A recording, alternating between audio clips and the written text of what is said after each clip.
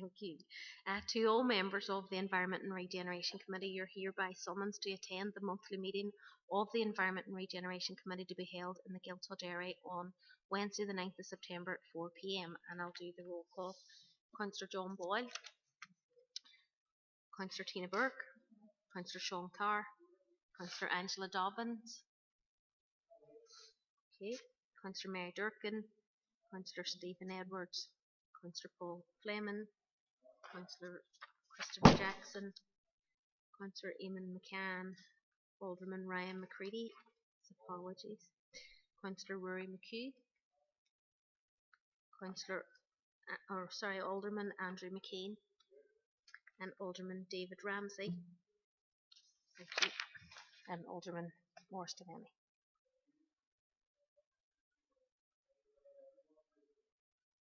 This mic's on, sorry.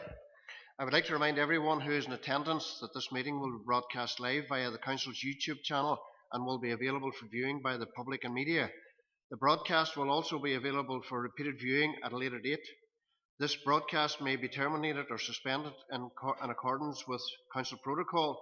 By participating in this meeting, you're consenting to being filmed and the use of the storage of those images for broadcasting or training purposes and for the purpose of keeping historical records and making those records available to the public.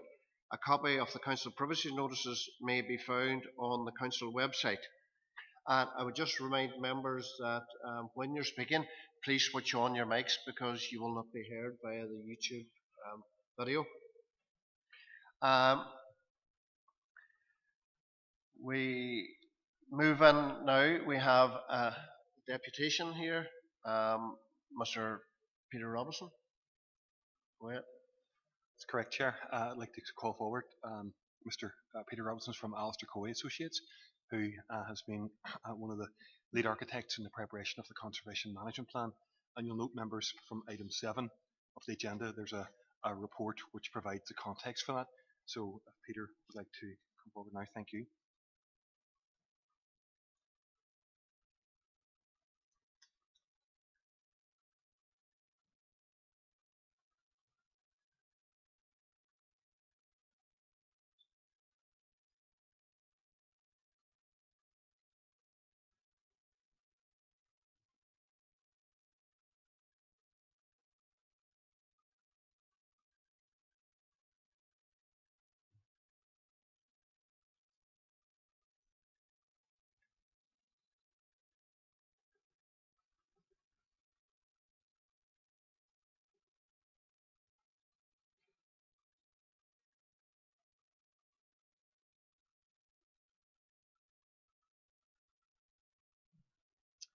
Hello, my name is Peter Robinson and I am one of the directors at Alistair Coey Architects. In 2018 we were appointed as conservation specialists to prepare a conservation management plan, undertake a condition survey and prepare outline proposals for immediate stabilisation of the main house, stable block and wall garden at Boom Hall Estate.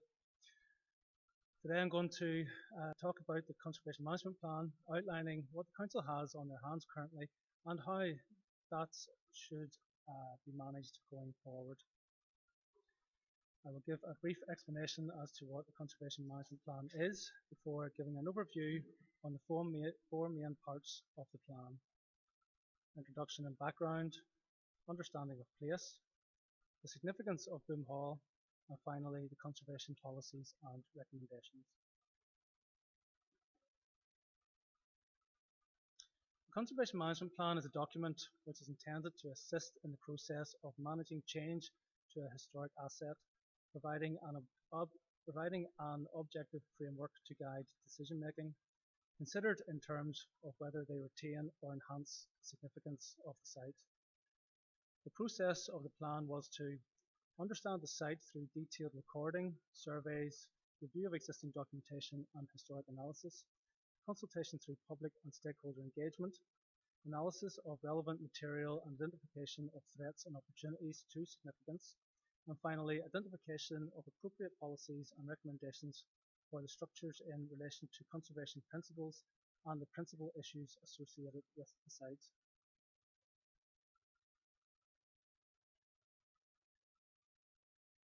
In establishing an understanding of the site, its history and development, primary source materials such as historic ordnance survey maps, land registry records, wills and testimonies, and other public record office material were researched. We also reviewed material prepared by local historians and private collections to help fill gaps in knowledge. Designations. A full table of statutory designations has been prepared in the document, which tells us where appropriate statutory policy is applicable. Topography and setting. A geographic and geological assessment of the site also informs us of the physical conditions that relate back to historic land use and natural landscape features. Description. The description of the structures, site and setting is a narrative of the current physical components of the estate. The historical overview, comparative analysis and development of the Boom Hall builds a detailed picture of the site from early history through the sieges to the establishment of Boom Hall domain and its architects, its occupants, its use in the wars, right up to the 1970s when the buildings gradually fell into ruinous condition and eventually conveyed by the council in 1996. The condition section in this summary of the condition report was undertaken in tandem with the Conservation Management Plan. That is prepared as a separate document which also evolves as more information on the building becomes available. And finally, gaps in knowledge is a section where acknowledging gaps in information to avoid speculation and also to set out objectives for further research.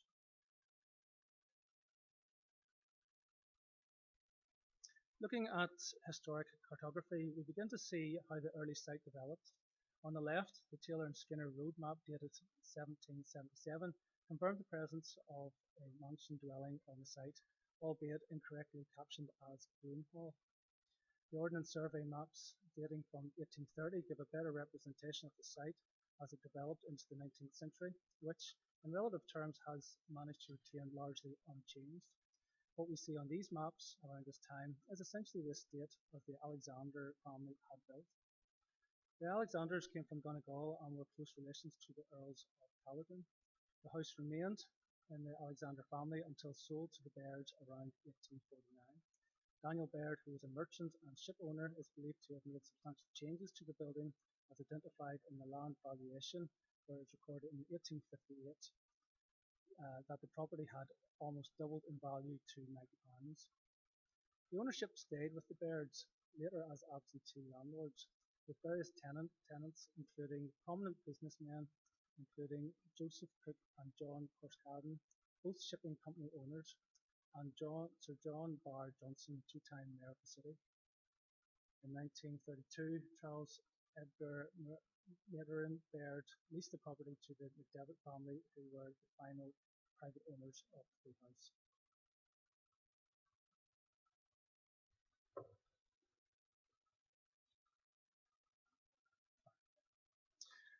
The design of Boom Hall House has been attributed to local architect Michael Priestley, who was also responsible for the design of Prehen House and Lifford Courthouse. However, other comparisons have been made with London architect Sir Robert Taylor's villas designs during the same period at Sharpham House and Ashburton and Danson House in Bexley. While working as a barrister in London, it is likely that William Alexander would have been familiar with Taylor's work, who was designing dwellings for lawyers in Lincoln's Inn, albeit there is no evidence to suggest he was directly involved in the design of the house. The front elevation, however, of Boom Hall has closer resemblance to the classical ordering of Priestley's work at Prehen House and Court Hall in Lifford. A third architect has been drawn into the mix, Thomas Cooley, a renowned Irish architect that had close connections with the Alexander family and had a role as an executant architect at Caledon.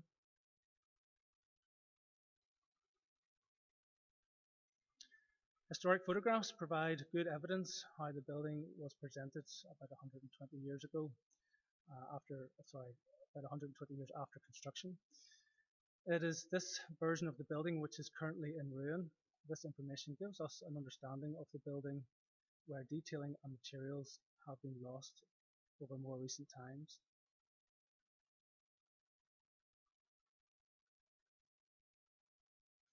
In December 2018, we undertook a detailed visual inspection of the main house, stable and walled garden. The survey was carried out by ourselves along with Man Williams, Specialist Conservation Structural Engineers. Given the fragile state of the building, we were unable to undertake any invasive work. However, we inspected all accessible parts of the structures, largely from crane, lowering the team into the buildings to avoid risk of collapse.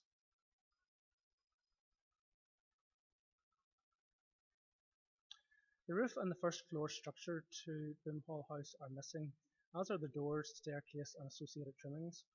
The internal plaster is in an advanced state of decay, and only fragments of original windows survive.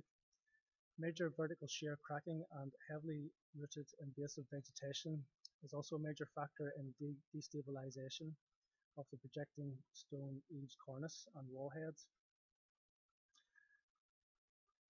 An internal full-height two-story brick wall is in imminent danger of collapse as a result of a heavily decayed timber lintel built into the structure at first floor level.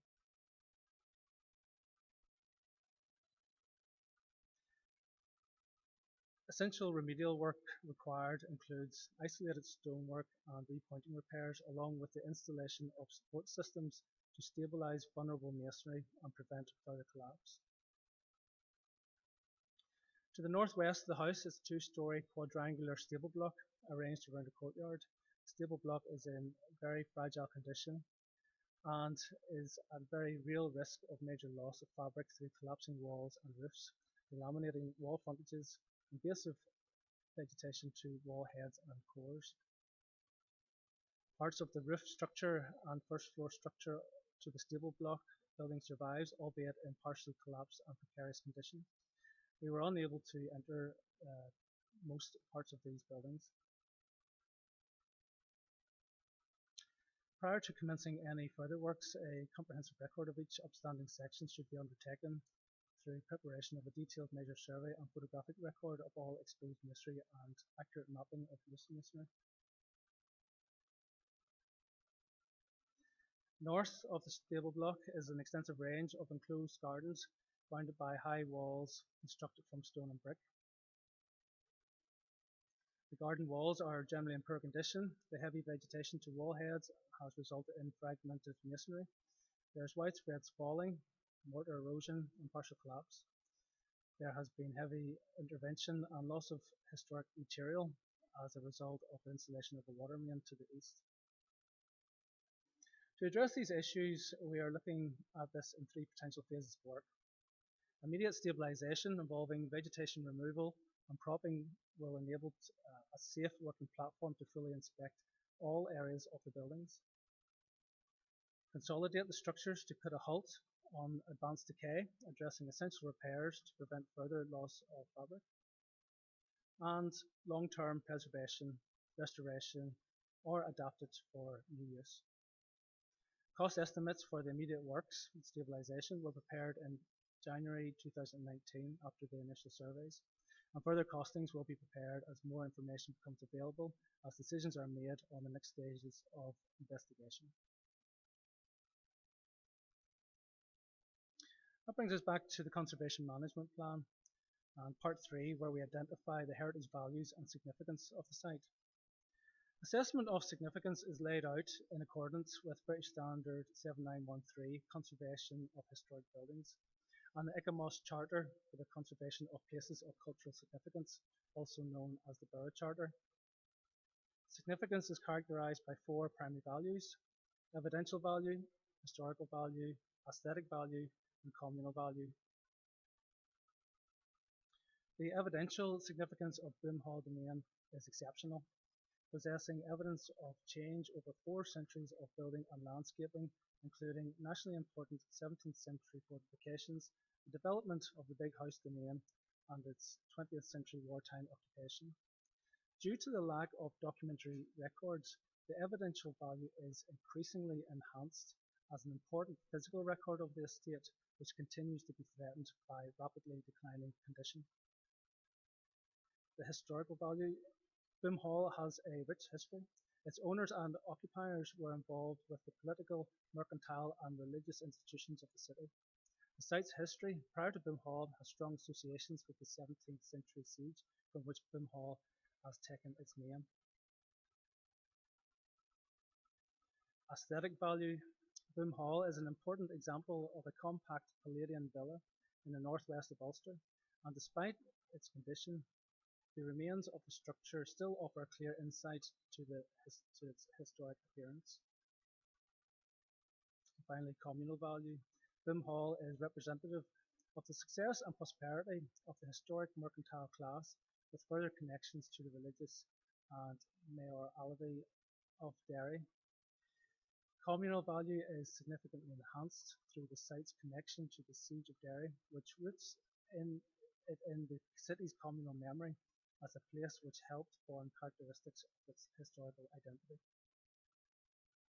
The threats and opportunities. The threats have been identified include vacancy and ongoing lack of use for the buildings, the ongoing decay of building fabric, the risk of inappropriate development that fails to recognise and understand the significance of the site, poor communication between interested parties, and ongoing vandalism and antisocial behaviour in a secluded and unmonitored location. The opportunities that have been identified include consolidation, stabilisation and repair to the historic structures, reuse of the site, building partnerships between interested parties for mutual benefit, development of visitor, volunteering, education and skills opportunities, interpretation of history, and to build on the Council's commitment to Boom Hall as recognised in the Emerging Local Development Plan 2032.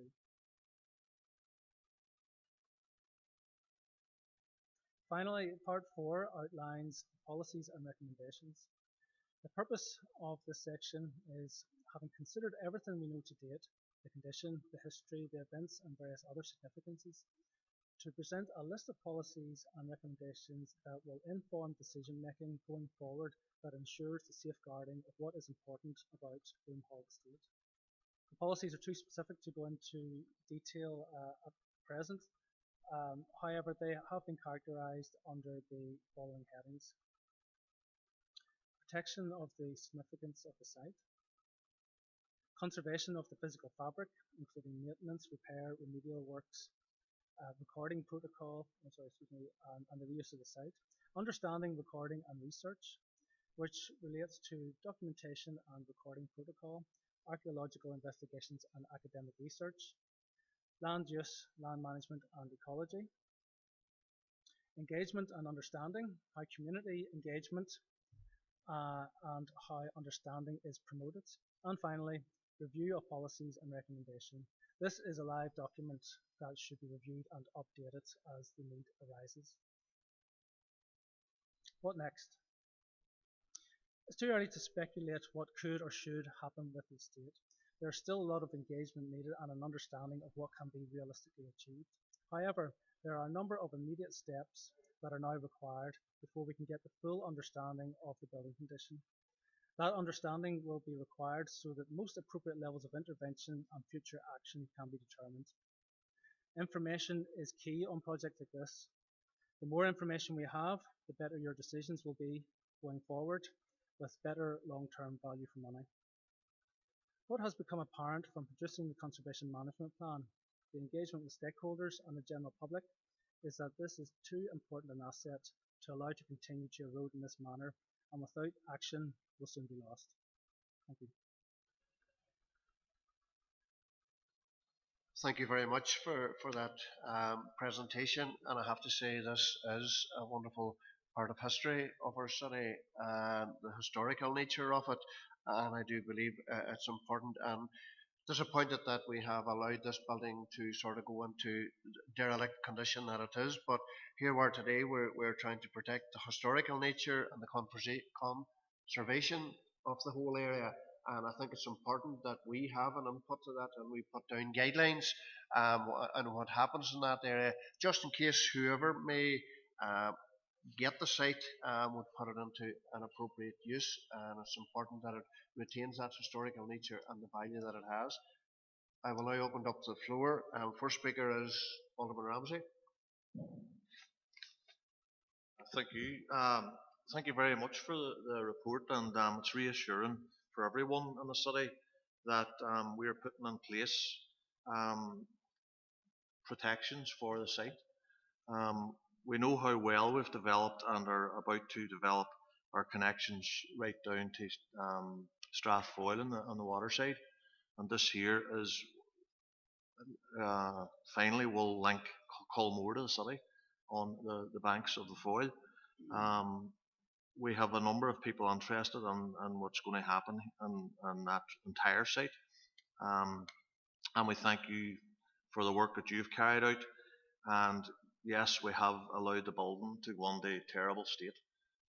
So hopefully plans going forward will make sure that this is back to its formal glory as best as possible, because the history is there. Thank you. Thank you.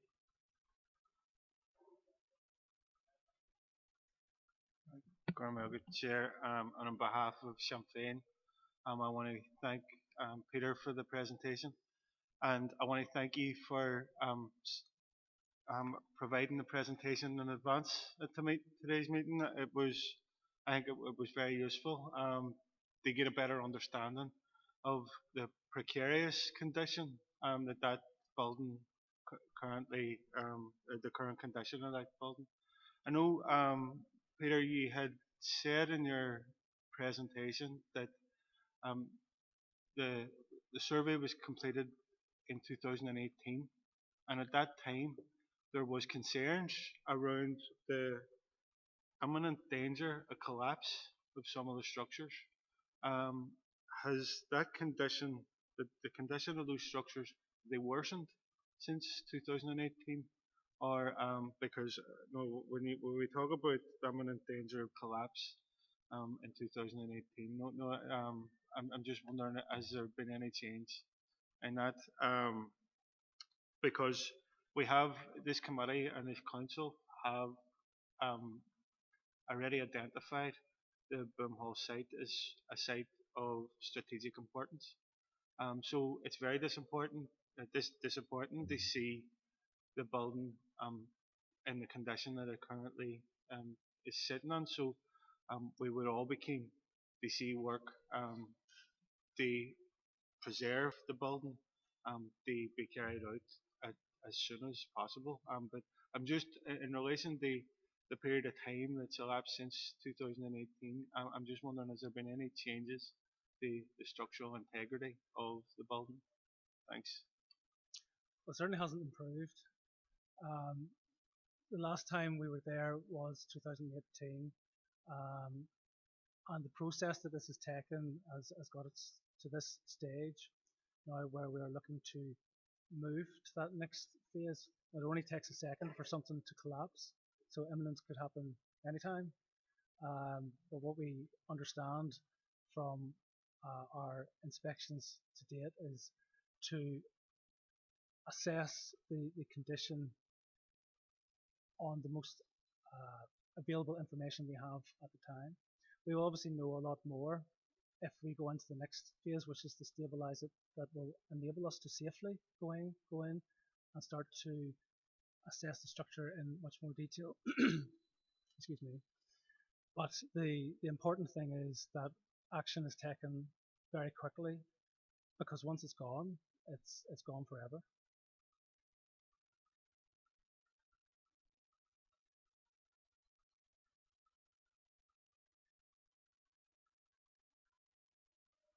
Mr. McCann. And thank you for the presentation. It was interesting and impressive, and I think that there is an imperative to preserve sort of buildings and artifacts that reflect our history, and particularly in that location.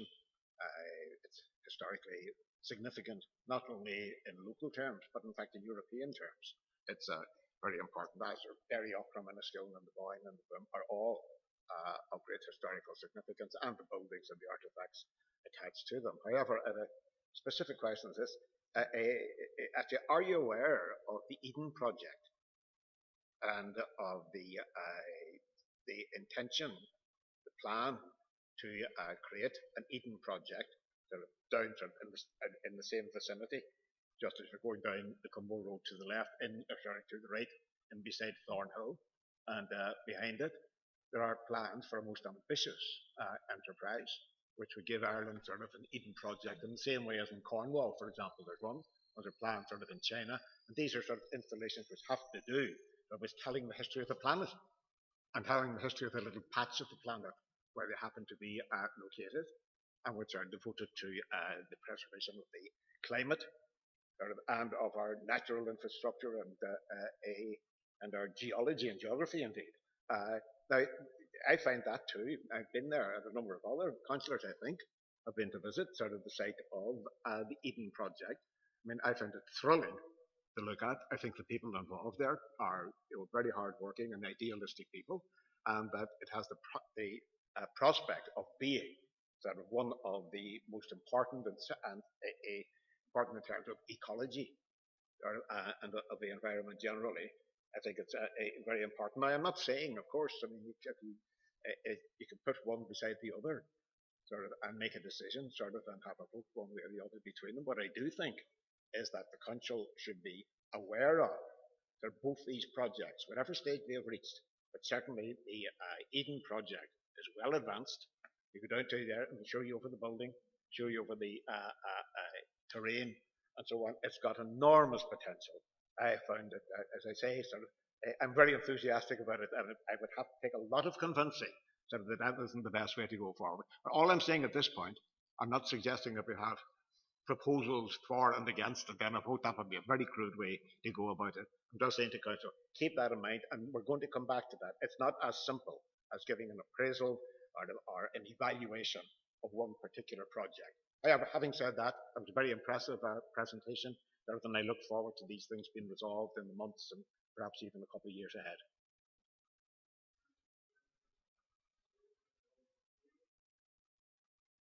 Thank you, Chair, for letting me in, and thank you, Peter, for the presentation.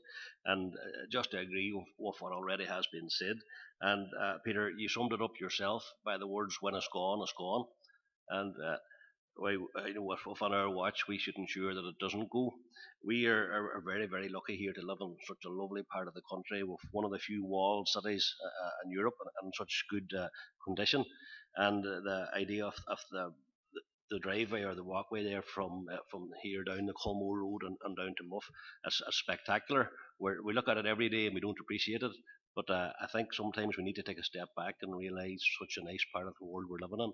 And I hope that Council does everything to maintain, get this building back to its former glory. And if it has been fixed up or renovated, that stringent plans are put in place that it maintains its cultural heritage and its looks, and that the history that went on there is maintained and not forgotten. Thank you. Alderman. Next speaker is Councillor. Thank you, Chair. Thanks very much for your presentation. And yes, it was fantastic to get it prior to this meeting, so we could go on it in depth and have whatever questions that we have, to be able to present to you. You are 100% right. As everybody else has said here, the preservation of heritage of the city on both sides of the river, it is paramount. And once it does fall down to just bricks on the ground, and there's no replacing that. I would like to know the archaeological end of it.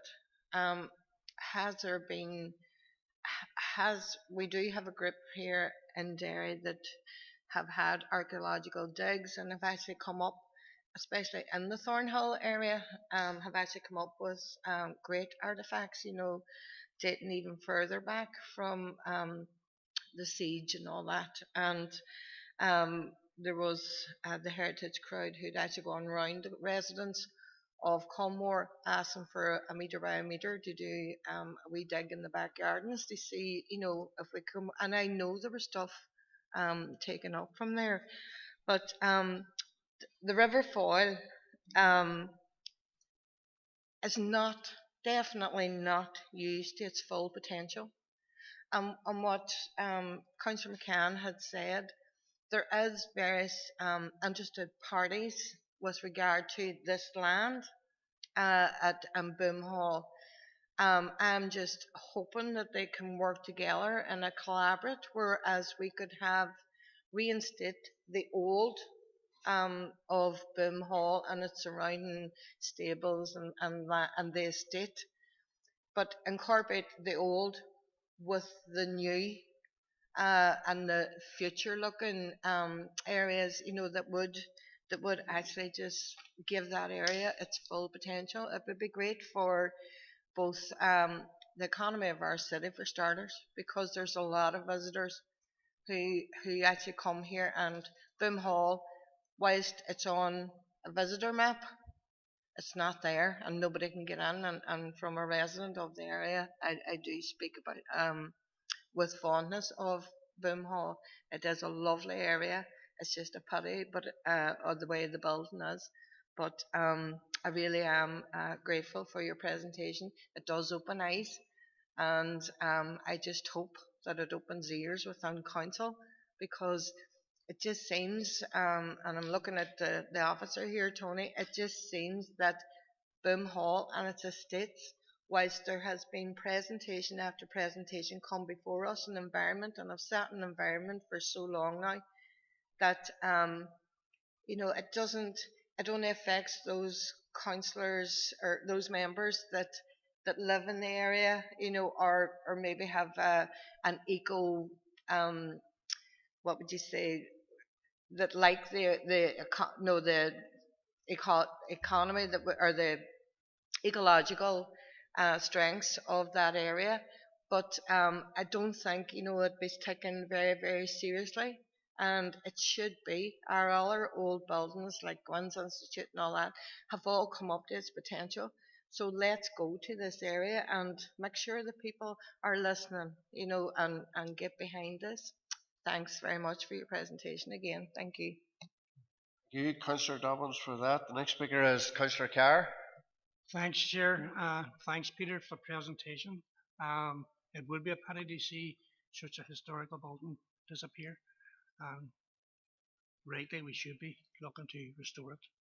Just on what Councillor McCann was saying about the Eden project, seeing their plans, which was endorsed here a number of times by Council when they were on here giving presentations, was the building involved? Was that part of their project, or is this separate, or was the gardens just separate on the lands?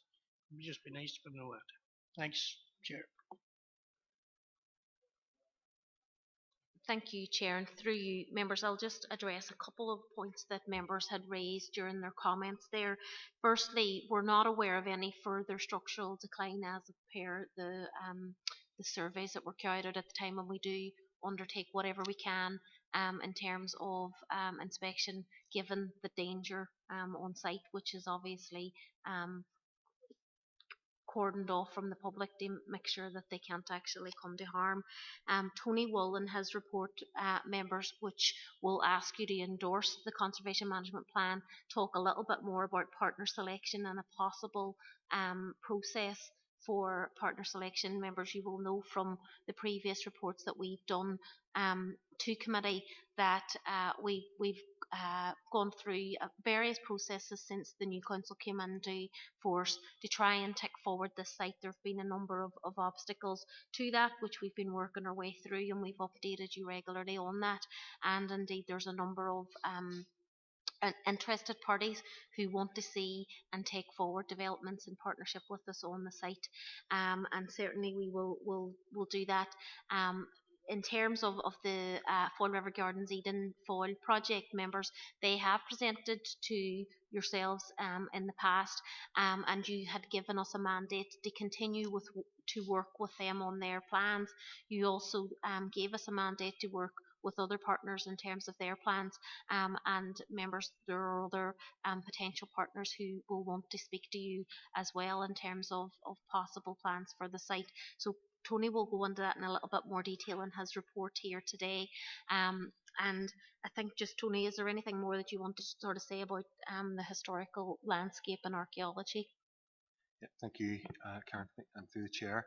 Just picking up on some of the points around the landscape and around the archaeological queries that Councillor Dobbins has raised. In addition to this, and you'll see within the actual report itself, we have also we're in the process of preparing a historic landscape character assessment, which will sit side by side with this. So it'll sit as an appendix or an addendum to the conservation management plan, and that's currently ongoing, and we're hoping for it to be complete in the next couple of months, and that will give us a detailed assessment of the importance and the significance of the landscape, both above and underground in terms of the archaeology, and how that sits in the context of then the built fabric, which Peter has alluded to through his presentation, and within the context of the main document itself.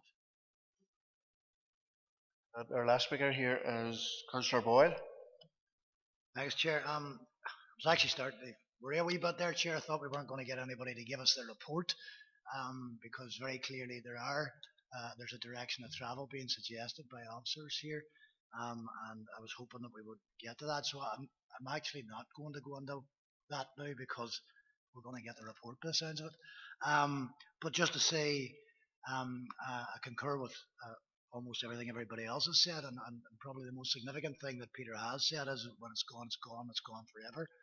And we certainly should be trying to do everything we can to preserve that very important element of history, and going back significant centuries. And that, just bearing in mind even properties of similar vintage here in the northwest, when they're gone forever. A very good example of that, albeit some of it still standing, is Downhill Domain, which is a very popular visitor attraction here in the northwest. But imagine how much more popular it would be had it been a situation where there would have been the money there to restore it to its full glory. And indeed, as all will agree, it's a very glorious place to be. Not too far from here, Oakfield Park, which has been very significantly well developed by private sector, and there's an opportunity here to do something like that. Oakfield Park and Defoe, and the building itself actually also, Peter, reminds me of Bleak Castle in Ballina. It's a very similar style to that as well. I'm no architect, but certainly it has that potential too. So it's all there, but just drawing one thing out of the report, perhaps we have to reflect on that, and that is the significant cost, even simply, and it's been represented even in the presentation by Peter, the significant cost just to simply stabilise the building and to keep the walls that are there standing, and then take it from there, Chair, to be able to go inside and look at the building to see what it is that we can actually do next. All of that also has to ring some degree of alarm bells for us too, because to my mind, and I don't want to be preemptive, and I do look forward to future reports, to my mind, we all have to realise as well this could be an extremely expensive project. The report also obviously does reference other organisations and people who are interested in doing that. So of course I'm very enthusiastic about exploring that way forward too. But again, I don't want to preempt the report, Chair, but just to say, I think there's significant enough value in this this property for us to investigate ways of going forward and preserving that important part of history. Thank you, Councillor Boyle, for that input, and I agree with every word that you have said there, the sentiments of it. John, do you want to come back on anything that any of the members have said there? Are you happy enough? No, there's just one thing that had occurred to me. We do a lot of conservation management plans, and quite often they are a prerequisite for funding applications and so forth, and they're sort of brought in after decisions have been made. The future of structures has been predetermined. This is a great opportunity for the council because you've got us on board early, so this can be developed. It's unbiased. I am aware of the Eden potential and various other bodies as well, but this is very much about the house and the stables and what you have on your hands, so that partnerships going forward and proposals, whether it be full restoration, consolidation, or reuse, or modern adaptation, those decisions still have to be made, but the report is, this is the proper sequence of doing things. So hopefully it will be obvious going forward for decisions to be made. Thank you, John, for coming and giving us that presentation. And I think you're here at an open door today. Everybody has supported it today, and it's been a very positive story on it, so it has. And I think you're right. It's about protecting how the site may be developed in the future, no matter who that stakeholder or partner is. It's about protecting the historical nature. But once again, thanks for the presentation, John.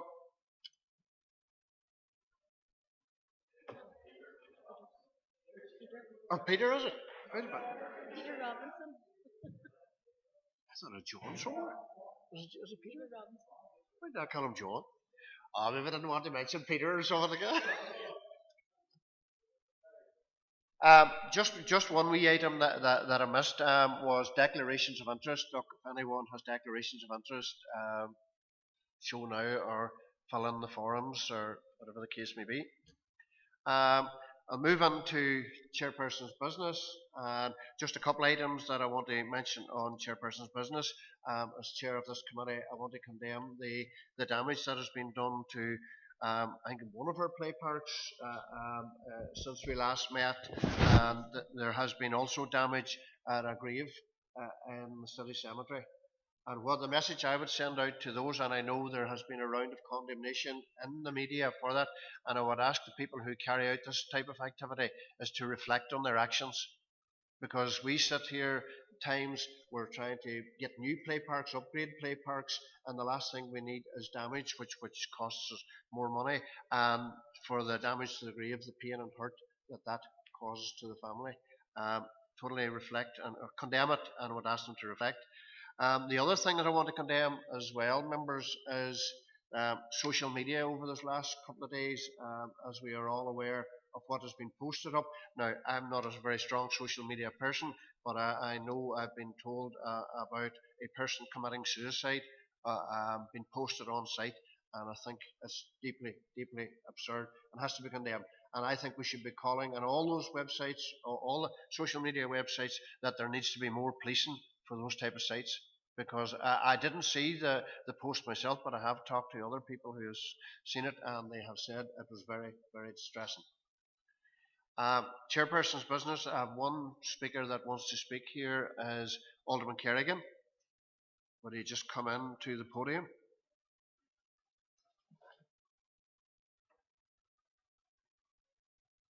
Thank you, Chair, for allowing me in. I didn't want to take a seat because I knew we're the social distancing and that, so I sat in the gallery. Chair, I was just looking at an update in relation to the kiln site. I see there's nothing in relation to recycling centres on the agenda from what I can see there. Now, I do note there, as we're checking through emails and that, Chair, there's has been an email sent out on the 13th of August, and that was stating that there would be a meeting on site with the landowner and PSNI and council officers to try to get the site opened again or to look at possibilities.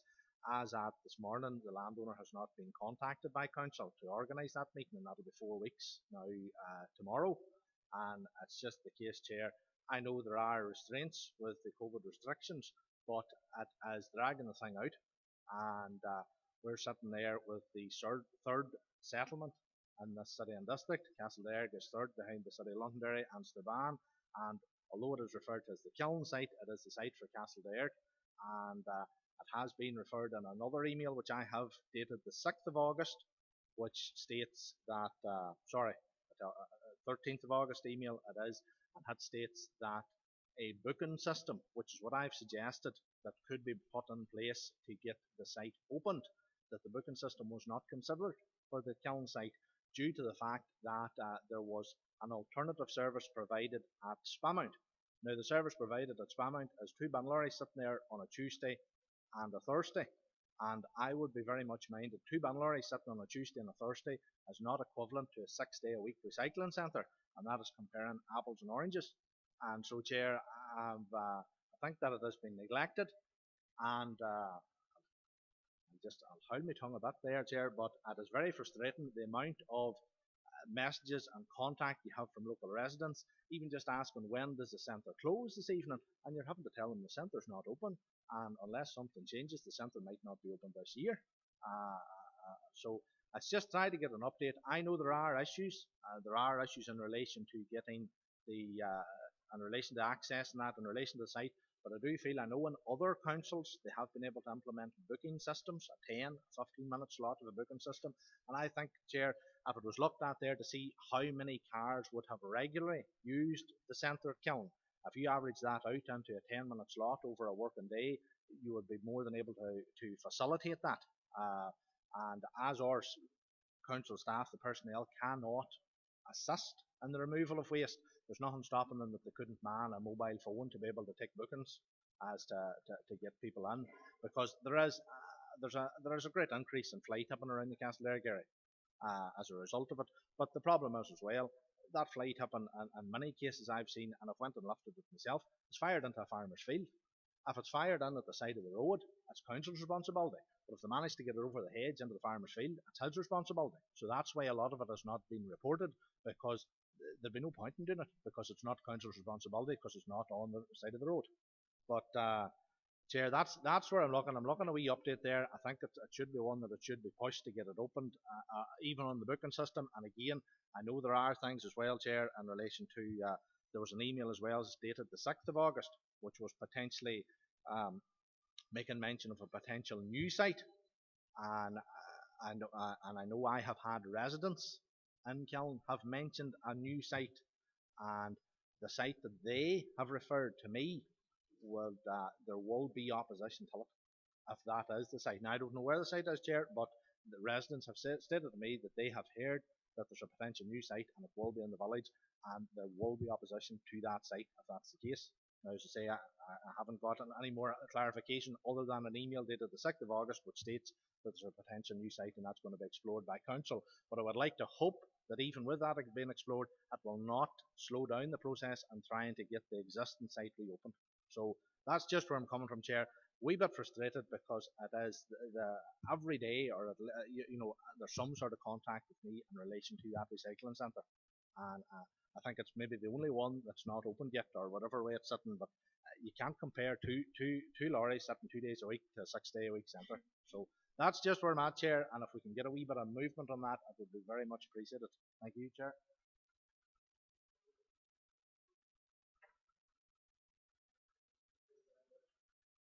Chair, thanks for letting me in. I thank Councillor Kerrigan for raising this issue. I think it's very important. I raised it back at full council in I think it was July, and I know that Councillor McHugh raised it in the last meeting of this committee as well. And the same as Councillor Kerrigan, I've had a lot of people express great disappointment that the kiln site hasn't been opened. And also about inadequate facilities in Spamount. The 2 days a week are simply not sufficient.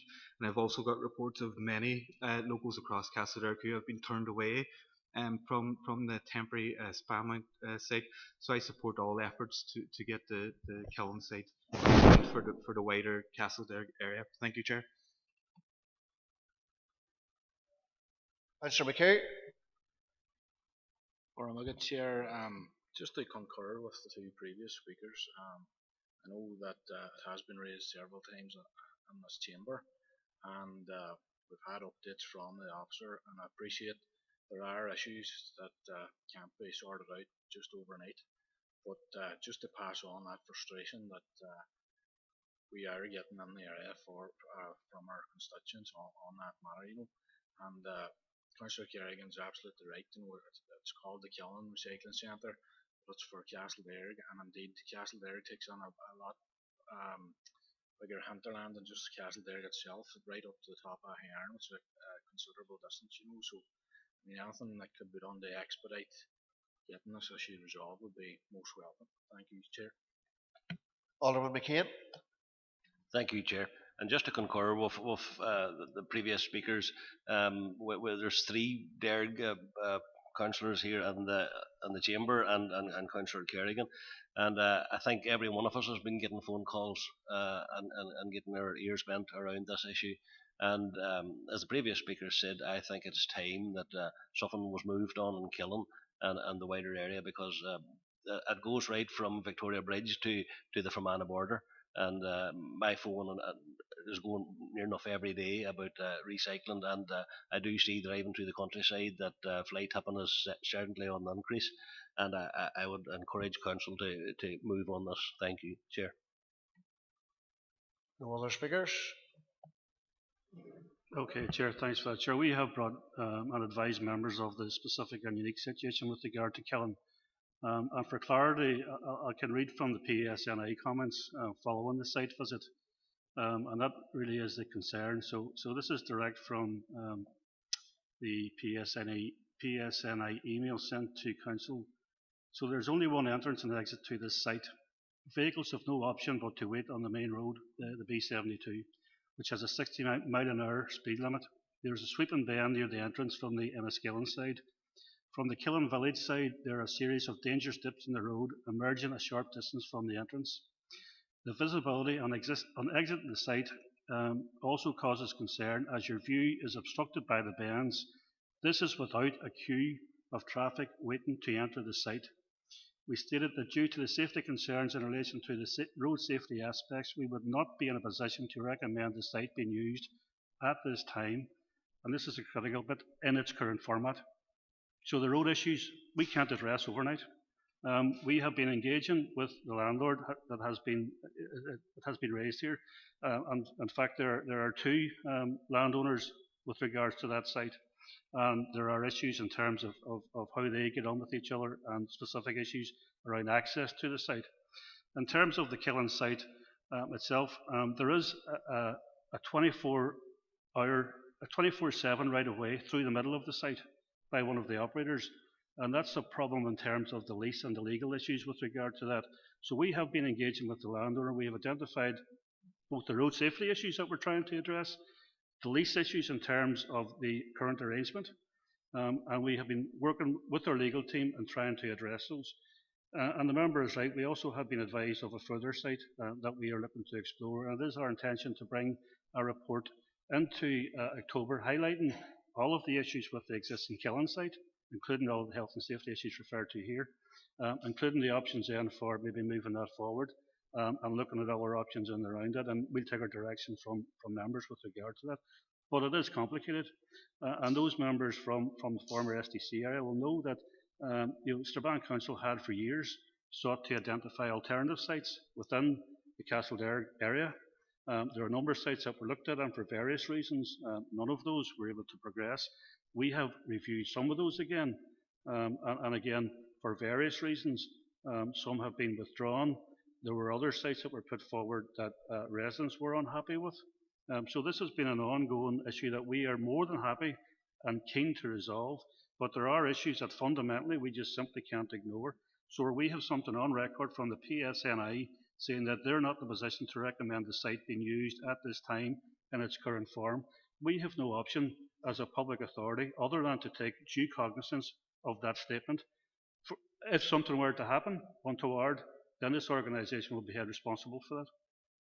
So that's the position that we as the officer team find ourselves in, and we can only put that information in front of you as the members and ask that you take cognizance of that.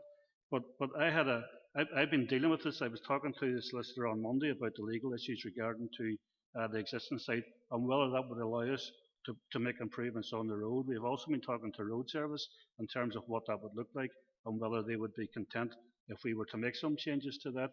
We have also been made aware of the other site, and we're also looking at that as well. So we are looking at every option that we possibly can to bring an alternative to the people of Castledare and the wider Killen area, and we understand the frustration in that, and we accept that the current arrangements are just that, their current arrangements. What I would say, however, is we also have a bulky waste collection service that is free, and the residents, if they're struggling with waste, then should contact us, and we look to support them in terms of that. As regards fly tipping, we have investigated, we continue to investigate, and we have records of all the fly tipping incidents, and there will be again a report coming into committee in October detailing fly tipping from the beginning of the COVID crisis in terms of the number of incidents and how that maybe has compared over recent years and whether that has increased or decreased over recent weeks and months. And again, that will be for members to, if you want, interrogate and to comment on. But that will come forward as part of next month's presentation to members. So I can give the assurance that my team, both in terms of legals, capital development team, the waste team, are looking at all of these issues, trying to get something that will address and resolve all of the matters and get the people of Castledare a fit for purpose recycling centre. And just to correct one other issue, the Eglinton site, we have been unable to reopen the Eglinton site, and we are operating on limited capacity within Glendermot, albeit that we have engaged with the landowners at both sites. We have made significant progress at Glendermot, and we would hope that we will have a booking system in place that will operate from normal hours from 8 to 8, Monday to Friday, on a Saturday, once we have cleared that with the HSENI, and we are in contact with them with regards to that. In terms of Eglinton, we were down on Friday again to meet the landowner. He again has made progress. He's engaged Northern Road Merchants to come in and do some traffic layout on the site. He's preparing a risk assessment in terms of the activities on the site, and he's also developing a traffic management plan. And we need those documents to provide to the HSE, so they are satisfied that anyone accessing our site is doing so safely, because again, that's our responsibility. If we're inviting people to come onto a site to dispose of waste, we have a responsibility to get them there safely. Whilst we don't own the site, we then have to engage with the landowners to ensure that that happens. So all of those issues we are dealing with, and we are dealing with as quickly and as diligently as we possibly can. And I say I'll bring the reports into next month, specifically in terms of Killen, an update on flight tipping, and hopefully within the next number of weeks we will be able to advise members in advance of changes to the opening arrangements at Glendermot and Eglinton.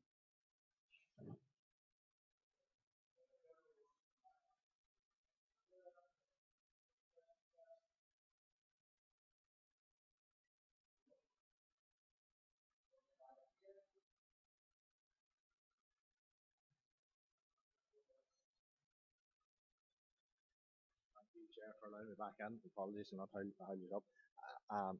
It's a different report, Chair, as what we're getting from the local PSNI.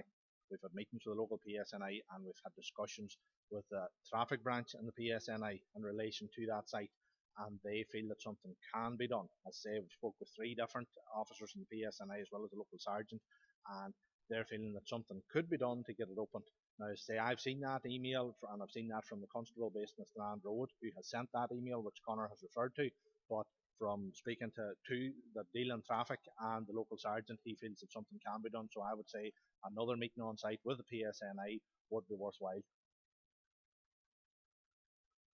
Through you, Chair, members, we will re-engage with PSNI in terms of this, and we'll also consider any possible powers that DFI might have as a possible innovative way to put something in place temporarily as well. But we'll consider all of that and put that under the report for next month in terms of the update for members. Thank you for that update, and I do understand the concerns regarding to vehicles on the road, but when I look back at when Donamana site was open, there were concerns around the Donamana site because the PSNI were saying that there be vehicles up the street and down the street and everywhere. But for myself, I sort of monitored it that day, and it didn't materialise that there was a huge volume of vehicles. So maybe it's someone to get into discussion with maybe the local PSNI who are there 24/7. Absolutely, Chair. Clearly, as Connor's clearly outlined, we have got to take our health and safety responsibilities very seriously, and the health and safety executive will be very, very quick to come down hard on council should anything happen and we didn't actually follow the advice specifically of a road traffic authority. But that said, there are obviously organisations where people will have different opinions within that organisation, and we can certainly question whether or not they or can consider their position in terms of that. So absolutely. Thank you for that. We'll move on to the next item of business. That is the minutes of the meeting of the Environment Regeneration Committee held on Wednesday, the 8th of July, pages 21 to 36. I'll open them up for accuracy first. Do we have a proposer that we adopt the minutes? Councillor Jackson and Councillor Alderman McKeon saying it. Matters arising.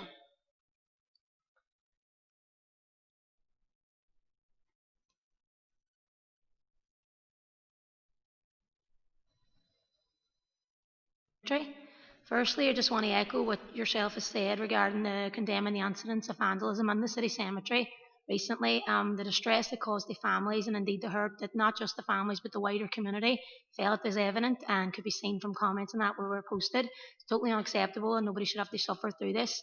But aside from that, in relation to the city cemetery, obviously we had the announcement this week of the decision to reduce the opening hours.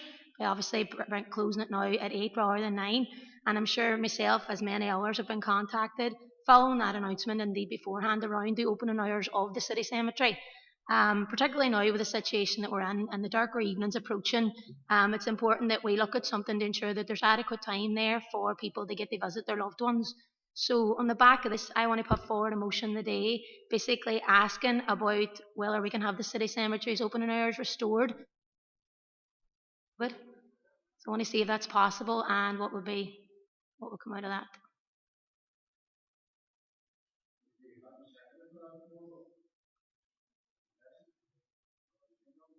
I'm happy to second. Through you, members, I think in terms of the communications that we put out, we did say that we are absolutely considering this on a daily and weekly basis, because clearly as officers we want to get back to the normal hours as quickly as possible. Clearly we have got to be cognizant of the legislation, the guidance, obviously recent changes, and making sure that the guidance for ourselves and for funeral directors, etc., is able to be followed clearly. But we are working through that, and our view is that we should be able to do that very quickly, and certainly ahead of daylight hours changing in October. But certainly it's something we're considering, and we will communicate with members further on that in the days ahead. Yeah, thanks. Again? Just one wee quick point, obviously. Yep. Thanks for that. Obviously, as it goes on there, obviously we would want it restored to normal working hours as pre-COVID. But if there is any, if there is any issues, I appreciate, you know what I mean, you have to follow things. What we would ask on the second is that even if there's something arranged, because from people coming to me for earlier times, even a section in the morning open, particularly with older people, they go to mass, they go out and about, they like to do it then, because when the darker evenings hit, they're not going to want to go out. So obviously what we want is to restore to normal hours as soon as possible, but and failure, if that can't be done ASAP, even to be looking at where there is open sort of a bit earlier in the morning, even for a period of time. All right, thanks. Councillor Boyle? Not unrelated, but I agree with Councillor Burke. I think it's certainly something we should be looking at now at this point. I mean, the evenings are drawn in, as they say, Chair, and clearly that does then present difficulty for members of the public, because their hours of opportunity are rapidly decreasing and will continue to do so through the autumn and winter months. I think for the benefit of clarity, Chair, I spoke to Connor in relation to the vandalism or alleged vandalism incident in the city cemetery over the weekend, and I think it would probably be appropriate, if Connor doesn't mind, that he shared what the information that I had in relation to that particular incident, because it may well be not as cut and dried as it first appears to be. And clearly we do have a CCTV operation in the city cemetery as well. And perhaps there's been an update since I last spoke to Connor, Chair. So I'm very conscious, and you mentioned it yourself, the power of social media. And sometimes social media gives you the wrong information as well.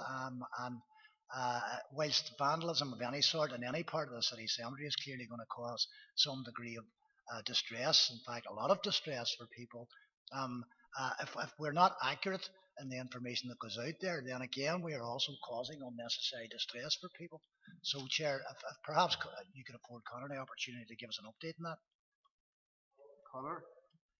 Thanks, Chair. And the first thing, as all members have said quite rightly, if there instances of vandalism need to be condemned wherever they occur. But as with all things, there are other explanations, and we've been exploring some of those as well. So, with regard to the specific incident, there was, if you want damage, or certainly there were memorials knocked over in relation to a number of graves. And we've had previous experience where, and believe it or not, rabbits, hares, and foxes, which are prevalent in the cemetery, have been running by graves and have tumbled over ornaments, and that is a possibility in this case. Now, we're also aware that, and it was their own staff who come across this, and they did find some evidence of folk drinking nearby. And we come across bottles of spirits and a glass in one of the bins. Now, it's possible that someone may have been up, grieving a relative in their own particular way, and maybe consuming alcohol, and had, fallen over, toppled over. Again, it's a possibility. We are still reviewing CCTV in terms of that. So, whilst vandalism is a plausible explanation, there are a number of other ones that we are considering. And again, I think I suppose that the basis of that is we don't want to cause upset where it's unduly arising, and obviously people are rightly concerned about that. But there may be quite other explanations that may be not as distasteful to people, and particularly the animals. And I'm aware previously where we had instances with flowers being removed off graves, and we did determine that it was the rabbits within the cemetery who had been pulling flowers off. So look, again, I don't want to underestimate or negate the fact that people were extremely upset over what had happened, and quite legitimately so. And we will continue to monitor and we're reviewing the CCTV and to look at what we can determine, but there may well be other explanations as opposed to just the vandalism. So it's something to bear in mind. And again, should other information become available, we certainly make that available to members and the families concerned. Thank you, Conor, for that. Councillor Donnelly. Thanks, Chair, for letting me in. I'm not a member of this committee. Chair, I'm a wee bit bewildered here. This was vandalism, 100% vandalism. There was, I was approached. I got a knock at the door from a mother on Sunday who was distraught, to put it mildly. And when she went to the grave, there was ornaments that were broken. There were statues in nearby graves that were kicked over. She had to lift smashed pieces of bottles of spirits and clean it up. This wasn't rabbits. This is an incident that happened in the early hours with young people drinking in the cemetery. So it's nothing to do with social media getting it wrong, even though I can agree that in the past people do get it wrong on social media. In this instance, this was drinking in the cemetery in the early hours of the morning. And there's no grey area. This is a fact. And I've been speaking to that mother since that. She knows that it was vandalism.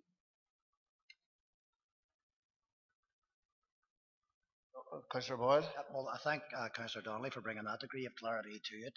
And I don't doubt that for 1 second, actually, and clearly that's abhorrent.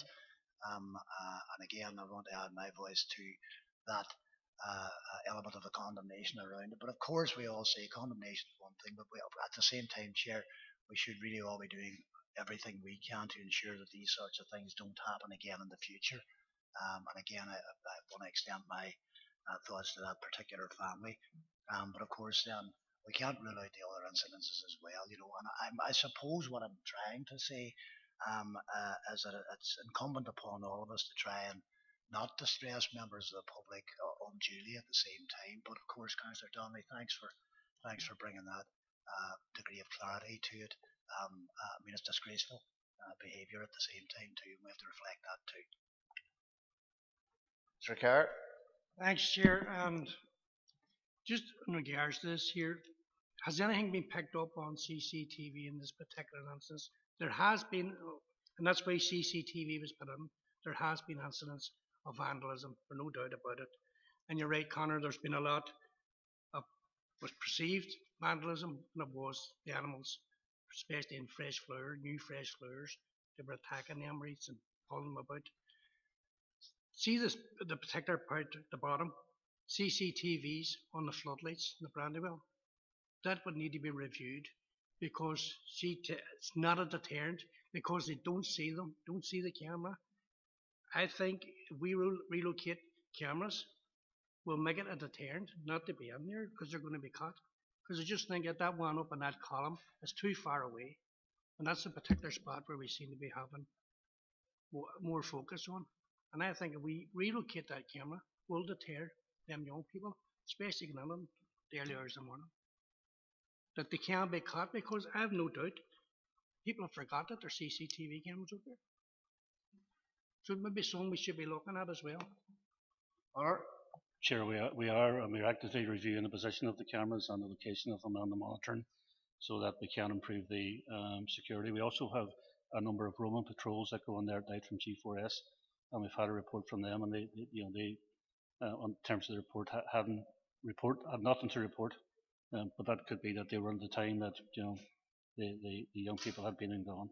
But we are reviewing security arrangements at the cemetery. Everyone happy enough? And I think the message going out here from this committee today, look, if it's an act of vandalism, we condemn it outrightly, and it should not be happening. We move on to the next item of business, item 8.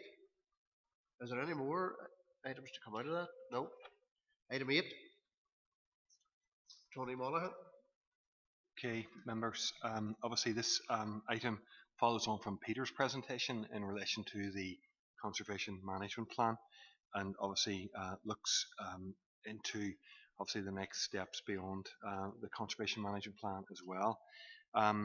Members, you recall that obviously the previous items presented to committee in 2018-19 in relation to us commissioning Alistair Coe Associates to undertake the Conservation Management Plan, and at the time a specific budget was approved to take forward this essential commission.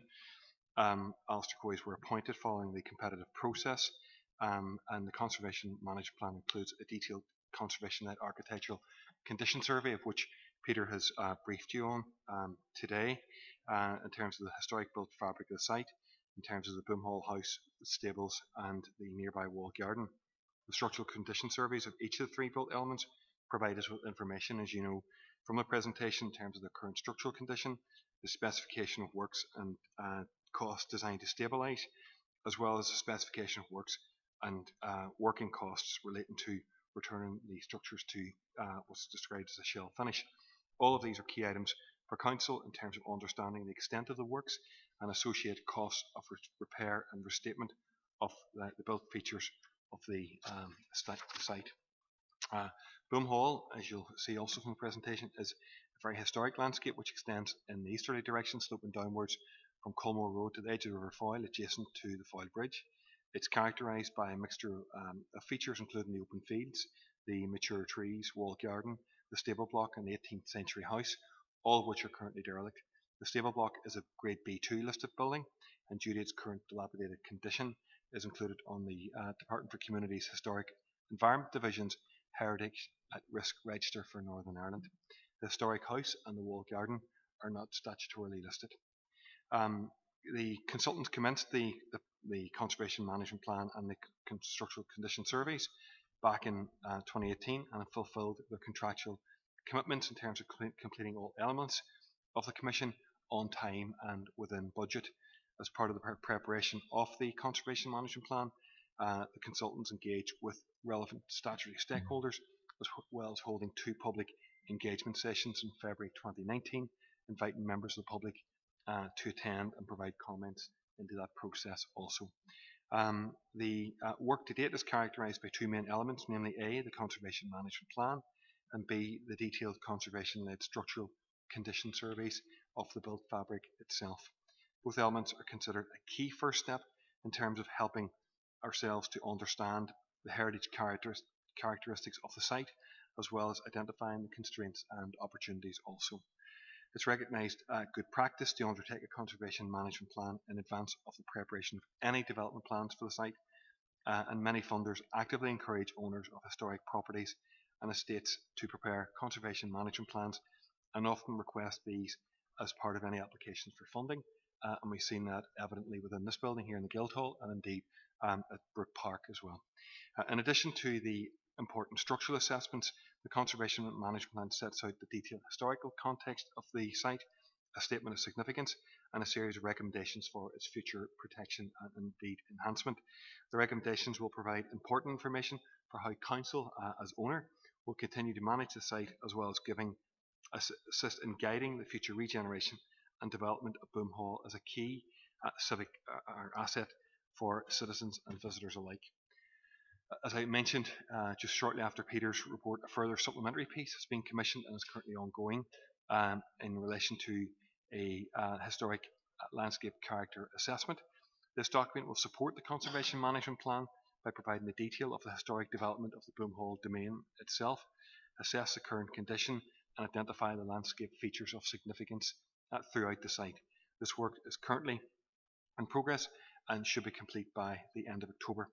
This study will serve as an extremely useful reference tool and provide much greater understanding of the historic landscape features within the totality of the site itself. It's important to point out that the Conservation Management Plan in itself, it's not a statutory planning document, and that any future development proposals for the site will be assessed against the current adopted relevant local and regional planning policies. Moving on, and obviously you've had a copy of the Conservation Management Plan attached to the papers which were issued last week. In relation to the implications section, Council's investment in commissioning and completion of the Conservation Management Plan represents a key milestone for the site in terms of it being an independent expert conservation-led analysis of the site and its built fabric. It has been important for Council to undertake this commission to fully understand the issues pertaining to the site and help inform future internal management and development decisions.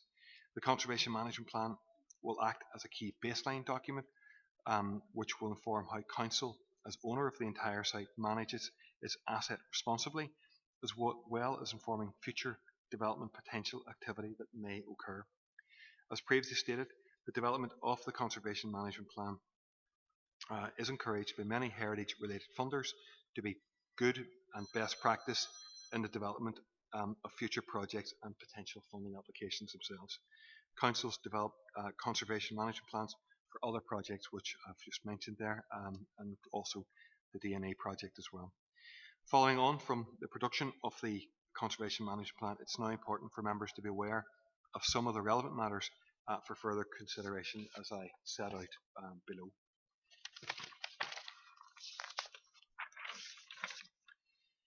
As members will note, the condition surveys undertaken by our consultants of the three structures of Boom Hall, there is a need for us to progress with a programme of works designed to stabilise, secure and seal the relevant features from future water ingress and weathering, particularly the house and the stables. Whilst these are considered to be essential maintenance works, there's also a health and safety implication for Council as well.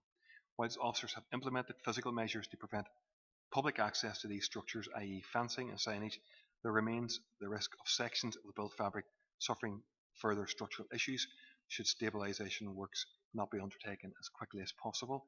And it's important to point out that the building identified as being most precarious are the actual stable blocks when compared to the other two features on the site. In addition to this, officers are mindful of the need to preserve and retain the current remaining built features on the site. The consultant's report indicates that the potential costs of repairing and stabilising the three built elements to be considerable and estimated at this stage to be in the region of between £700,000 and £800,000, subject to detailed design of the temporary works. Officers are continuing to liaise with Council's lead finance officer and also the capital working group in terms of identifying a suitable budget source and sum in order to undertake these essential works. Officers propose to bring back a report to a future ENR committee providing a budgetary update on this matter and to seek approval to commit a budget and undertake the appropriate stabilisation works. In terms of land ownership and management, Council successfully defended legal challenges initiated by a third party in 2017 and 18 relating to the ownership of Boom Hall House. The land and property at Boom Hall are within Council's ownership. Council leases elements of the land to tenant farmers who have been using the site to graze livestock and other animals for a period of time in excess of 20 years. This matter remains under review and members will also be updated on the situation as the developments arise. Third party interest in Boom Hall. Members, you'll be aware of interest and has been alluded to at this meeting today by third-party organisations developing concept proposals on Boomhall lands itself. Members will note that Foyle River Gardens, under the name of Eden Project Foyle, have been developing proposals since 2015 for the regeneration of lands extending from the Foyle Bridge along the Western River Corridor towards Kilmore and incorporating Boomhall, neighbouring Brookhall and also beyond. Foyle River Gardens have previously presented their regeneration project proposals for the entire section of land to ENR Committee back from 2016 to 2018, which members endorsed the regeneration vision, mandating officers to continue to liaise with this group as they continue to develop and define their proposals.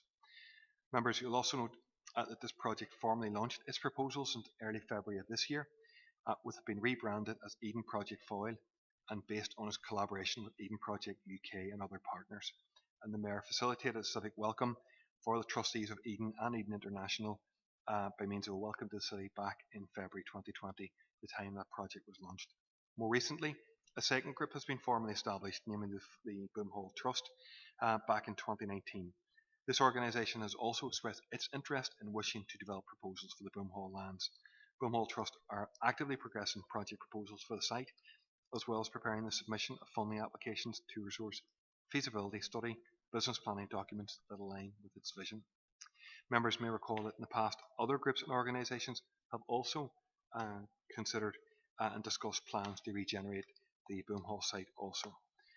Council officers have maintained regular communication with both Foyle River Gardens and Boomhall Trust on operational matters as they continue to develop their proposals.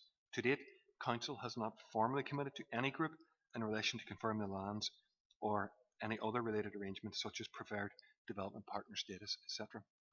Given the level of interest expressed by the organisations currently looking to develop proposals for the site, officers are of the view that it is appropriate to consider putting in place a formal process to advance suitable development proposals for the site. Given the strategic importance of this council-owned site, then it may be appropriate that a development partnership model is progressed.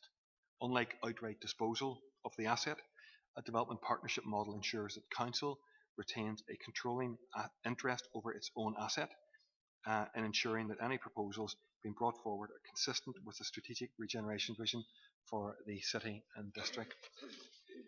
Subject to members' approval and in line with Council's protocols, officers are proposing to design a publicly advertised competitive process involving or inviting expressions of interest in developing the site.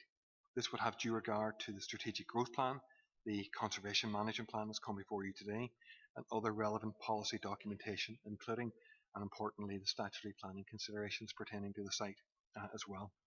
The initiation of such a process would enable Council to select a suitable partner or partners who can demonstrate that they meet the criteria and have the ability to take forward viable proposals for the site or parts thereof. The process would enable any third-party organisation, including those who have already been liaising with Council, to submit a proposal if so desire. So should members be in agreement with this proposed approach, then officers are proposing to prepare a brief and selection criteria and to progress this in the coming months.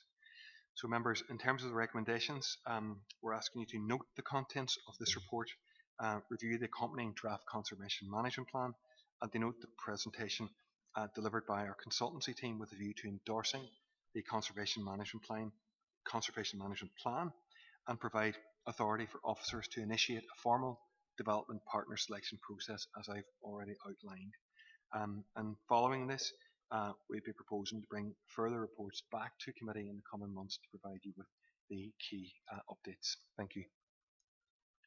Thank you, Tony. I'll open it up to the floor now. The first speaker is Councillor Jackson. Chair, thanks, Tony, for the report. And I know I suppose it's not surprising that the discussion evolved following the deputation. It evolved and it sort of strayed on the territory of this report. But the reason for that is the fact that this committee, as you've alluded to, Tony, has been presented by the Eden Project a number of times, and Council have endorsed the vision of the Eden Project or the Foyle River Gardens Project. So there's there was an element of expectation the council or from members of this committee that we were in support of one particular project. I, as a member of the committee, haven't had the opportunity to hear an alternative vision for the site, and now we're being presented this in relation to that council will develop a criteria to select a partner. I suppose within that there's a question: will members have the opportunity to develop that criteria? Given the strategic importance of the Boom Hall site, another query, and I suppose it's in relation to the tourism offering. We um, we have enjoyed or benefited from a significant tourism offering within the city, in particular, and that has um, undoubtedly been impacted by COVID. And when we're planning for our district post COVID, we need to factor in that and factor in how we can improve and try and encourage others to come and visit our council area. Well, and those are the type of things, along with the statutory the statutory policies. But those are the type of things that, as members, I'm sure we would like to see included is within the criteria of selecting a partnership or partner. But I'm just again reading the report. It was surprising that we seem to be deviating from what from the position that we had endorsed the Eden project previously, and I'm just querying on the rationale for that, or where exactly are we, or what exactly control in relation to that do members of the committee have? Thank you. Before I move on to any members, I think we need some answers to your questions there on that one. Through you, Chair, members, if I come in and trying to clarify to members that clearly, if you refer to the previous reports to Council, following on from presentations by the Foyle River Gardens project, and that is now obviously Eden Project Foyle, members gave us the mandate to continue to work with that that project as their project developed. They have never made a formal ask of Council for land, or indeed for a formal means of partnership. Now, clearly, members, as you are aware, and a number of members have spoken to other groups that are interested in the site as well. And certainly at this stage, we believe in order to safeguard council, there needs to be some sort of process in order to select partners. Now, clearly, the partnership criteria, of course, will be approved by members, and indeed, officers have already started to consider how that might work and look examples of best practice in terms of undertaking that process in a way that will ensure that council are not challenged on that particular way of developing partnerships. Now, there may what could come out from that is a number of partners that we work with, etc. But clearly, what we are trying to do is ensure that any criteria that we bring forward will reflect the vision of council and the potential of this site to develop and actually help us to actually move towards that vision. So obviously tourism is an option, economic development opportunities, environmental regeneration. Obviously, members, we will want to, in our criteria, think of the skills and the ability of any partners to actually move forward. What is the best for the people and of this area, for council as the custodian of the lands, etc. So really what we would hope is to have that drafted for you very, very quickly. So we can move forward with this as quickly as possible. Clearly, the partners that we have engaged with to date are keen that that happens. And certainly we would be of a position to making sure that we move forward as quickly as possible, and indeed that we reflect all of the criteria that you have put forward as members, and clearly we as officers share in terms of the vision for that site, helping us to have our larger vision for the strategic development of the city and district. So certainly I don't know, Tony, if there's anything more that you want to add to that, but that's where we are. Speaker is Councillor Durkin. Thank you, Chair, and thank you for the report, Tony. And before I make my general comments, just a query. There was reference in the papers and in your order report to tenant farmers and land. I'm just wondering, is there a formal lease arrangement?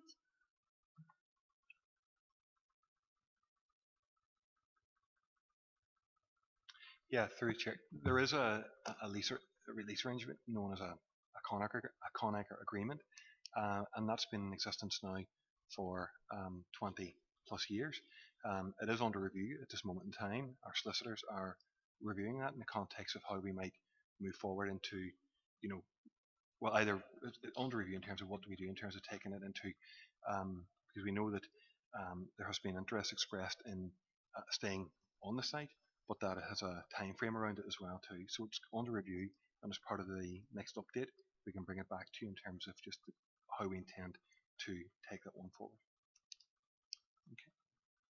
Just in terms of the report itself and in the presentation we saw earlier, which shares some of the views already expressed by Councillor McCann, Councillor Jackson and Councillor Dobbins.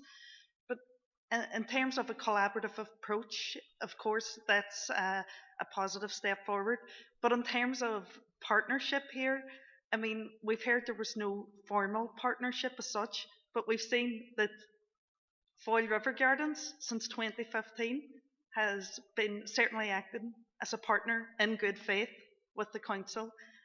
In paragraph 410 of the report, it refers to the fact that their vision was endorsed by the council, and they've worked very hard in terms of making that vision a reality, in terms of sourcing funding from philanthropists, in terms of feasibility studies, in terms of community engagement. As Councillor McCann said, I know a lot of the members here have been out on the site and seen it, and it is a game changer. It's very exciting. It ticks a lot of the boxes: climate conscious, eco-friendly, the learning, the opportunities for learning.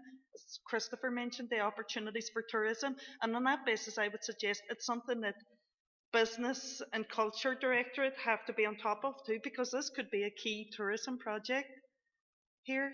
I mean, it was referred to in the New Decade New Approach, specifically, Aidan Foyle. We've got buy-in here from the British government, the Secretary of State's been on site, the Irish government has been on site, and they're keen to see it. So I think, it's very important that there's no duplication here. I mean, when I read that report, I was quite concerned. There was talk of starting a formal process when all this work has been done. And you did indicate there in your answer to Councillor Jackson that you would do it quickly. But I think we need tightened timescales. We need clarity. And the existing partners need that clarity. And we do, because we don't want to be, the last thing we want is for opportunity to be wasted, for feasibility studies and 10-year business plans to be out of date and cast aside and of no use, and then the area and the region missing out. So we need to sustain momentum here, because this is a project that has been gaining good momentum, and we need to build on that, and we need to capture it. So I'd like to just see maybe tighten timescales, or maybe we could have that clarity for next month. Yeah. Through you, Chair. Members, just to re-clarify for you all that council officers have been working in partnership with Foyle River Gardens, and our officers have met with them twice a month, every single month. So as officers, we have done more than we possibly could, as much as we possibly could, to support them in the development of their vision. And indeed, in terms of moving forward, we want to be able to protect all potential partners in moving forward, because if we don't follow a process of actually moving forward on that site properly, there is a real risk of challenge no matter who comes forward in terms of a development partner process. So we want to protect council, number one, to ensure that we are making the best use of this fantastic asset for the community and for visitors. We also want to protect any potential partner in terms of moving forward. And you will want us to do that, because we don't want to have a risk where we just say, okay, this, a particular partner, we think that sounds fantastic, let's just go with that and forget all about process. And then there is a real risk then of challenge. So we need to make sure that we actually go through a process properly. Now, we have been working on very, very regularly to try and actually come to a conclusion on this. And we are mindful as officers that we need to move this forward as quickly as possible. And it is fantastic to see such good interest from a number of different potential partners for this site. And again, we hope that that will ensure very quickly that this asset moves forward in its development in terms of contributing to the regeneration of this area. But members, we obviously will follow what your direction is. So if you were to say to us, don't do that, just go ahead and pick a partner here today, then that's not beyond the realms of possibility. But we would say that it's very important to actually protect council and protect the partners themselves, that we do this properly, quickly as we possibly can, but properly as well. I don't know, Tony, is there anything more you want to add to that? Yeah, thank you, Karen, and thank you, Chair. I think, as Karen's alluded to, we had a regular dialogue with both sets of partners, and whilst we have worked on the basis of Council endorsing the vision, we've always made it very clear that there's no formal commitment. So both groups have been very clear to date in all of our conversation that there's no commitment, and that ultimately it may arrive at a point where we're coming to today by virtue of bringing forward a proposal to engage in a formal process. And if we go back to, I guess, the last time that this item did come into council in terms of the Foyle River Gardens interest, back to just over 2 years ago, again, we had made it clear that our that yes, there was an endorsement, but again, it was conditional to us taking forward any process in the future. And I guess we're at that point now in terms of putting that to members in terms of what your thoughts and indeed your direction and endorsement is as well. Just to be clear, I'm not opposed to the process and other partners. You mentioned both partners there, but of course in the report it says all are interested parties, and there may be more. And hopefully collaboration can take place and things can be accommodated, but we just do not want to be wasting opportunity, and we do not want to be wasting time. And again, it is a feel good thing, and there is great interest. And many of us did attend the civic reception in February when momentum was really building. So it's just in terms of the tightened timescales and sustained momentum, I'd say if we could next month get an update on the process. Happy with that, members? Councillor Durkin for that. Next speaker is Councillor. Thanks, Chair. Thanks, Chair. The reason I asked the question just after the presentation about the house and the land needing project, I thought that they were also building or working on the restoration of the house as well as the land. But no, obviously now as this is going on, it's just the lands that they're out, because they have been about for quite some time. And then I thought there was some sort of a relationship because of the reception earlier, relaunch. And my understanding, I thought that it was nearly shovel ready to start the project, that funding was in place and all. So I'm actually surprised to say that there's no formal workings with them, with council and the project, although they have been working together. So it's, and see when you put it, obviously now you're going to have to put out a call. You could end up in another 10 projects coming on, and I'm sure that that project has spent a fortune to get to where they are today. So I'm very surprised to see that there's been no after 5 years, there's no formal relationship. But as Councillor Durgan says, I think we now need to move forward as fast as possible and do the project right, put it out to call and get it done.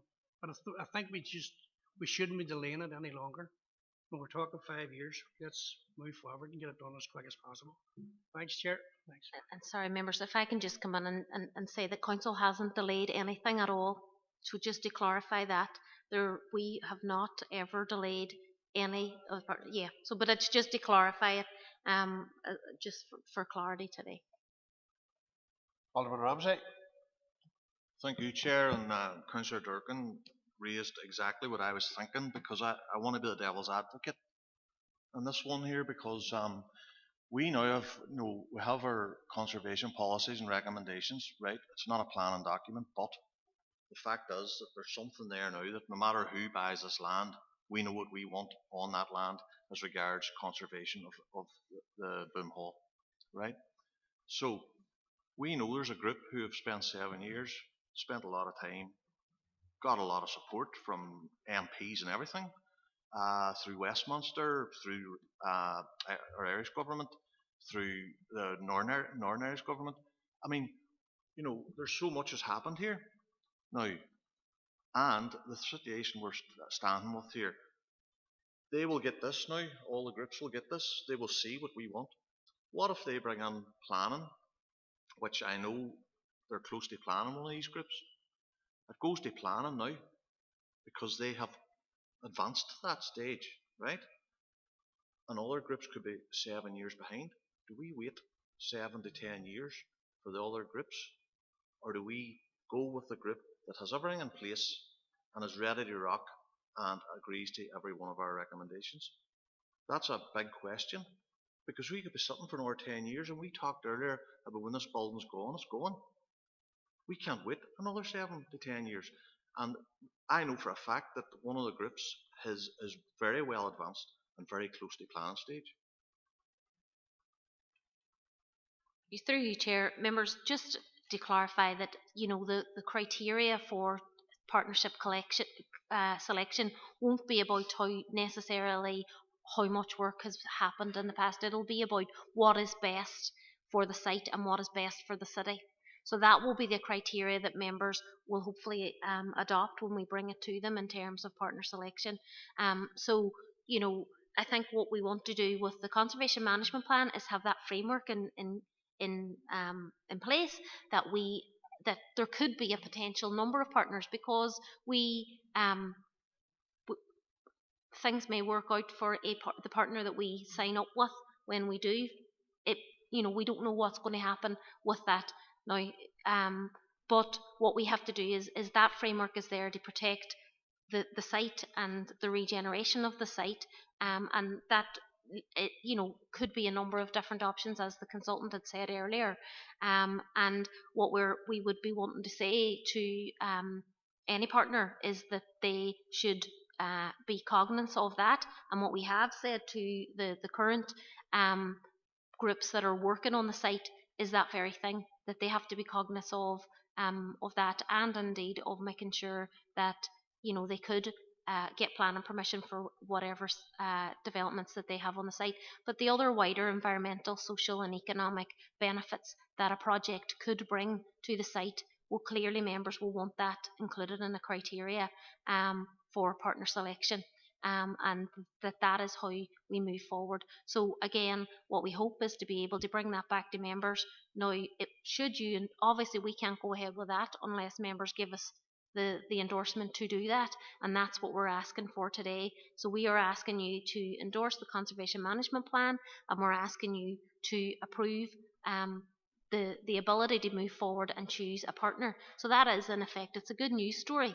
we've worked with a number of partners in order to actually get us to this stage. We've worked very closely with a number of partners, and now I think it's the time to have the process that will enable us formally to choose a partner moving forward, or partners if people were to come together and say, I'll develop this part of the site, you develop this part of the site, ideally. But again, it's about trying to have the best partner possible, and also to ensure that we're protecting council from challenge in terms of the process we undertake. Speaker is Councillor Dobbins. She thought she wasn't going to get in there. I'm sorry, but I have a Board of Governors meeting at 6, which I have to dive to. Listen, all it needs is somebody to propose that you go into the process. And Chair, I would like to propose that. I do know that I do agree with you, Tony and Karen. Yes, there is a process that needs to be done, because at the end of the day, we've got to make sure that we dot our I's and cross our T's, and later on down the line, nobody is taking Derry City and Strabane District Council to court for being, there's a legal term for favouritism, right? And I, for one, was one of the ones who endorsed the Eden project. But I do, as I said earlier, I do say that we should be thinking about outside the box, and the process to have partner/partners, because whilst maybe one partner might want this area, another partner might want the house and the ground, to work on, and that's it, and don't want the whole lot. But I think collectively together that partners, and if there is 3 or 4 or whatever, putting in their own wee bits, could make this an ideal project, which is only very beneficial to not only the area, the city, the district, but actually to the whole northwest, and even to Northern Ireland itself, to be quite honest with you. So therefore, Chair, I've made that proposal that we do go in, that we endorse the report and go in to the process of initiating partners or whatever has to be done in that process. Thank you. At the time scale as well, as short as possible. Thank you, Councillor Dobbins. So we have Councillor Dobbins has made a proposal here that we move. Do you want to speak on it? Thank you. Is everyone in favour? Any objections? I think what's coming very clearly out here from the committee and the members on the floor here, that there is a keen interest that the site is regenerated. And I suppose coming from an officer perspective, it's about, as what Councillor Dobbins has said, it's about dotting the I's and crossing the T's, that we do not walk into a challenge from somewhere else, that legally everything we do. And I think what's coming very clearly from the committee here is that the committee here wants to see the vision and be involved in the decision of that vision and how we move forward. And I do believe this has great potential, this site, when we do get the I's dotted, to move it forward. But thanks everyone for your input on that. Our next item is item 9, is Karen Phillips. Thank you, Chair, and through you, Chair, the purpose of this report is to present members with the non-native invasive alien species strategy of Council, our own green spaces. And members, you will recall our approving our green infrastructure plan and the associated green infrastructure action plan. And one of the items within that was in order to develop a Council invasive alien species strategy to manage alien species on our own land. We've been doing this, members, for a long time under our previous local biodiversity action plan. And we have seen a huge and significant increase in queries in relation to invasive species, with an average of 100 or over 100 queries per year. And members, you will be aware that invasive species have been and can be extremely difficult and costly to control, and we therefore need to ensure that we prioritise our resources to make sure that we meet our legal obligations and we manage invasive species growing on our own estates. So members, the aims of the strategy are laid out in your report at section 3.6, and really we must prioritise high-risk species based on the risk assessments that are contained within the report here today. So, members, as I have said, the control of high-risk invasive species is expensive and it's resource intensive in terms of what action it takes on the ground to control. And we therefore do have to prioritise, and we will have to consider further additional resources and budgets to manage this issue moving forward. So that's just to bring to your attention, and we'll bring further information in due course in terms of that. But today we're asking you to adopt the non-native invasive alien species strategy for 2020 to 2025. I'm happy to take any comments or questions that members may have. Speaker is Councillor Edwards. Thank you, Chair, and thanks, Karen, for bringing the report. And one of the things is concern to me is the giant hogweed and the knotweed, especially in the Dergan and Strabane area. And I see on page 108, I don't know if it's a typo or not, but it says there's 12,000 square metres of hogweed and knotweed in Strabane river walkways.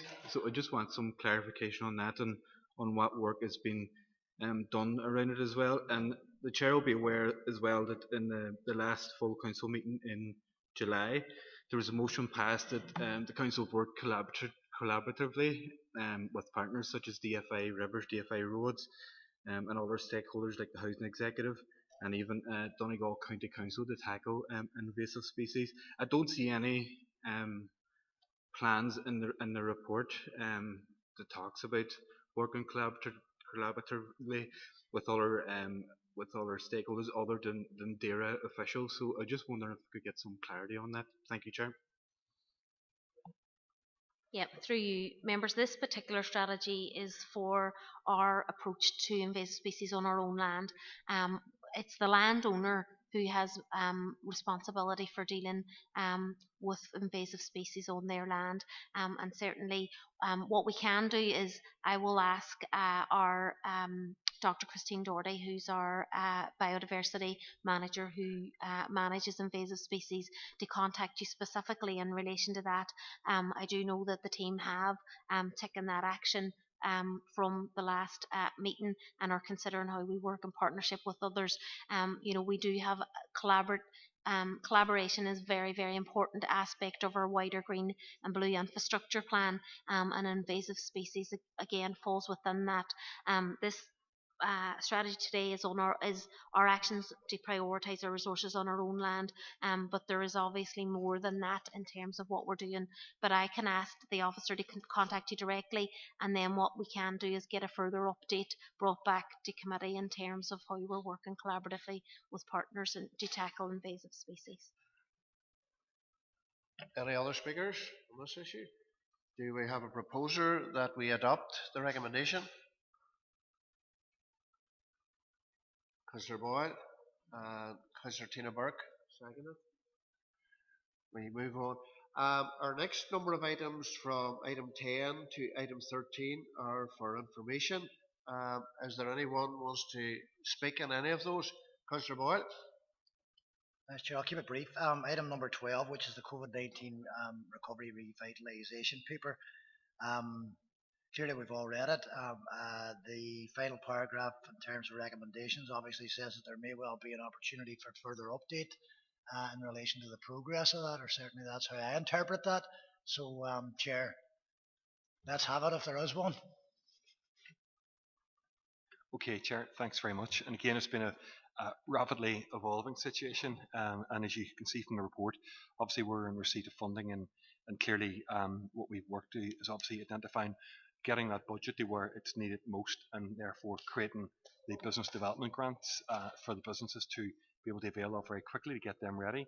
Coming behind that then is a programme of environmental type improvements, both in Strabane Town Centre and also in Derry City Centre here as well, covering both city side and water side. And we've been working again with, as you can see from the report, the respective business representative groups in both Strabane and also in Derry City Centre. Now, obviously, it's evolving at this moment in time because we've identified with the partners, that is, areas where we think that we'll be not think, but where we'll be putting in place street furniture. So, for example, we'll be looking at creating some additional street furniture and lighting in around Waterloo Place, Waterloo Street, and that's on schedule now to be installed by the end of this month. In terms of looking at probably proposals in terms of traffic management proposals, again, we're working, and again we've had some design work done from architects in relation to how we might look at repurposing sections of maybe the Diamond come Ferricky Street and also Castle Street in Strabane, and we're working with DFI at the moment.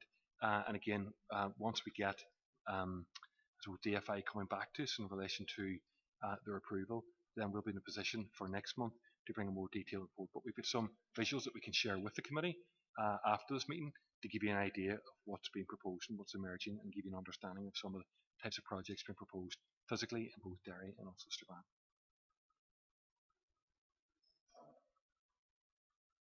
Any other speakers? Well, thank you, Chair. It's just in relation to item number 17. So we will be supporting the application moving forward for the extension of the. Oh, apologies, sorry.